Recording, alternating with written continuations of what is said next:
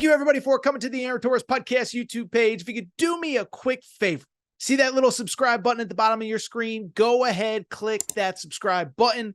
Really does help our channel grow, our audience grow, and I really do appreciate it more than you know. So click that subscribe button. Appreciate your support.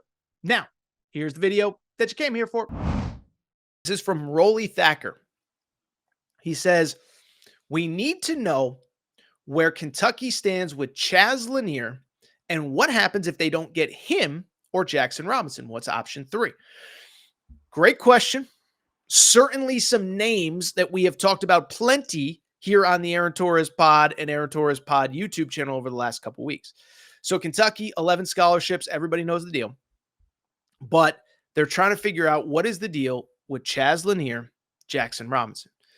CHAZ Lanier, we've talked about a lot. He is, of course, the player from North Florida, averaged, 19, 21 points, something like that per game this past season, blows up out of nowhere, 44% shooting from 3. Over the last week, recruiting is fascinating. Took a visit to BYU last weekend, then comes to Kentucky on Monday. I think coming into that visit, Kentucky felt really good. Then he takes a visit to Tennessee. Coming out of the Tennessee visit, all the buzz was Tennessee. Now we're kind of in wait and see mode. And so, first of all, where Kentucky stands with CHAZ Lanier, I'll be honest, as of right now it is 7:47 Eastern time. So stuff changes. I don't want people yelling at me. If you watch this video on Sunday night, I don't need you in the comments saying CHAZ Lanier committed here, CHAZ Lanier committed there. I get it, okay? But at the same time, right now, I feel like it's pretty up in the air. I think Kentucky was trending for a moment. I think Tennessee was trending for a moment. But as you get away from those visits, listen, everybody wants to commit in the moment. Everybody has that moment when you're on campus and it's the greatest thing in the world and every facility is amazing and every system is amazing and the coaching staff is going to put you in the perfect position to succeed. And then you step away and say, okay, what do I really want?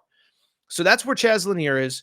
Where Jaxson Robinson is, I've said it, and I've been consistent. I think I was early on this, and I think I've been right on this, is that Jaxson Robinson, I think it really is a 50-50 on whether he wants to come back to college or he wants to go pro. Every circumstance is different. Every situation is different.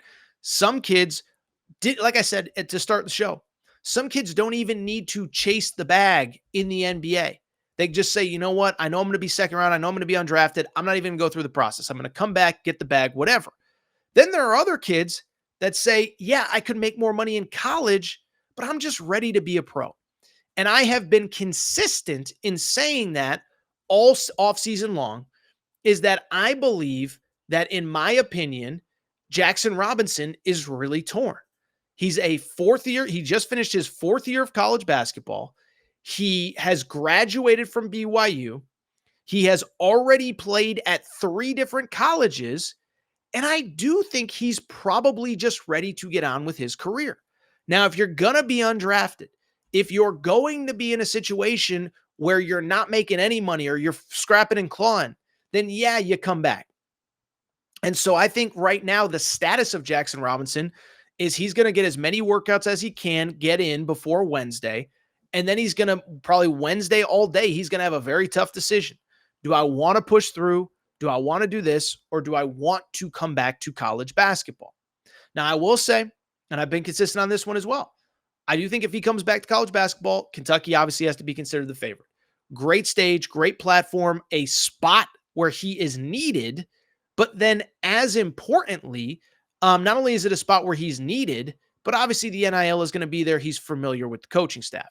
Now, very quickly, because we have a limited amount of time, I got to get out of here right at the top of the hour, is that I do think what becomes an interesting conversation is what if you don't get either?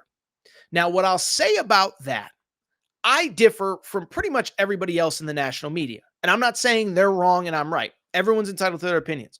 But I'm not as down on Kentucky without Jaxson Robinson as everybody else is. And I'll take it a step further. I don't think Jaxson Robinson is the absolute game changer that everybody's making him out to be. He was a very good player in the Big 12. Okay, that's fine. He averaged 14 a game. Guess what? I don't think he is John Wall or whatever. Like, I don't think he's the guy that's going to come in and take you from a fringe top 25 team to number 3 in the country. That's not who I think he is. And if you don't get him, I still think Kentucky's good. We've been over this a million times. Lamont Butler, I believe, is capable of getting 14, 15 points a game if he needs to. He's just never been asked to do it. But in that system, he will have success. Andrew Carr averaged 14 points per game as a 6'10 stretch 4 in the ACC.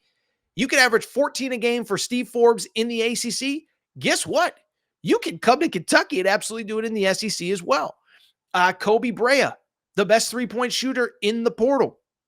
Listen, don't take my opinion on how good Kobe Brea is. Take the opinion of the coaches who recruited him. Again, his final 5 was, what was it? It was UConn, Kansas, Duke, North Carolina, and Kentucky. If that's your final 5, that means that you are really, really, really good, and you are going to be a difference maker at Kentucky. And so I have them as a top 15 team right now. Now, would they move up maybe a spot or 2 with Jaxson Robinson? Yeah, maybe. But they're not going to go, in my opinion, if I have them at 14, they're not going to go from like 14 to 6 or 14 to 3 or 14 to 2. And I would also say that's what is interesting to me about the possibility of him coming to Kentucky from the other people who rank teams for a living in this industry. Is he going to take somebody from unranked to 19 in the country, from unranked to 13 in the country? Because I don't think he's that kind of talent. If you believe Kentucky is not a top 25 team without him, then I don't know that I think that they should be a top 15 team with him. To me, I think they're a top 15 team without him. He moves them up maybe a spot or 2. And then I think really quickly, the question becomes, again, to Rolly's question, what's option number 3? I'm not as convinced that you need an option 3. I think at that point, it comes down to, is there a reclass candidate? I mean, I think one of the big pieces of news that came out of this weekend with the EYBL stuff was the idea that that Will Riley, 5-star kid in the class of 2025, is planning visits to Kentucky and Alabama. By all accounts, he is a player that most people believe, or at least as of a month or 2 months ago, believed was going to reclassify to 2024. Well, Alabama doesn't have a spot for him in 2024 right now. They're going to be at 13 scholarships unless Jaron Stevenson or Mark Sears goes pro. And so if that's the case, is he staying in 2025? Would he be a candidate to step in 2024 for Kentucky? Probably. But then you kind of get into that cycle that you had with Cal of you're relying on a freshman, 17, 18 years old. So I'd be curious. But to me, I'm not as worried about not getting either as some others. But that's where I think those two things stand.